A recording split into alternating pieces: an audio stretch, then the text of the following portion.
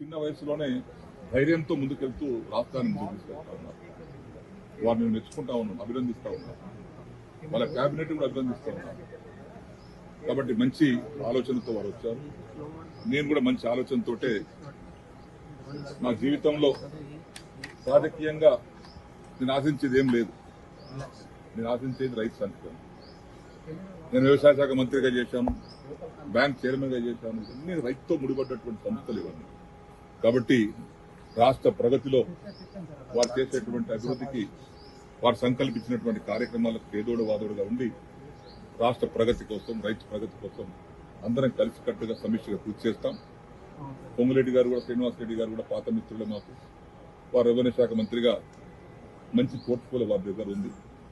వారి సహకారంతో, అందరి సహకారంతో రాష్ట్ర ప్రగతిలో అందరం పాల్పంచుకుందాం. ఆ సందర్భంలోనే గౌరవనీయులు మన గౌరవ ముఖ్యమంత్రి రేవంత్ రెడ్డి గారి యొక్క నాయకత్వంలో బలపరుస్తూ ఈరోజు అందరం కలిసి రాష్ట్ర భవిష్యత్తు కోసం పనిచేస్తామని మనం చేస్తాం. మీ చేరికను కొంతమంది అడ్డుకునే ప్రయత్నం చేశారు. స్వయంగా ఒక మాజీ ఎమ్మెల్యే మీ గేట్లు దోచుకుంటూ లోపలికి వచ్చే ప్రయత్నం చేశారు. దీన్ని ఎలా చూస్తున్నారు? ఒక్కొక్కరి అభిప్రాయం ఒక్క తీరు ఉంటుంది.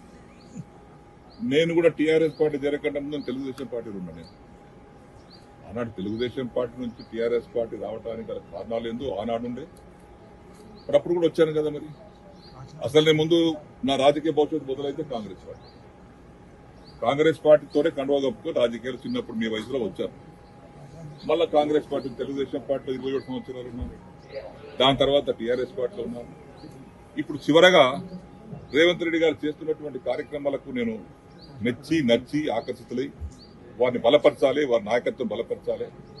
యువకులు వారిని మనం మంచి విధంగా సమర్థించినట్టయితే రాష్ట్రం బాగుపడుతుంది. వారికి ఓపిక ఉంది, వయసు ఉంది. ఇంకా 20 ఏళ్ళు రాష్ట్రానికి నాయకత్వం వహించేటువంటి ఓపిక వారికి ఉంది.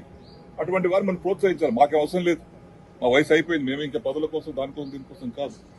పనిచేసేటువంటి నాయకులను సమర్థించాలి గట్టిగా, మనస్ఫూర్తిగా ఉద్దేశంతో వారి వెంబడి ఈరోజు రావడానికి సిద్ధపడ్డాను. వారిని కూడా భగవంతుడు ఆశీర్వదించాలని ఆశీర్వదిస్తా ఉన్నాడు. చూడండి ఎంత శుభ సూచకమా. కాబట్టి భగవంతుడు ఆశీర్వదిస్తున్నాడు. కాబట్టి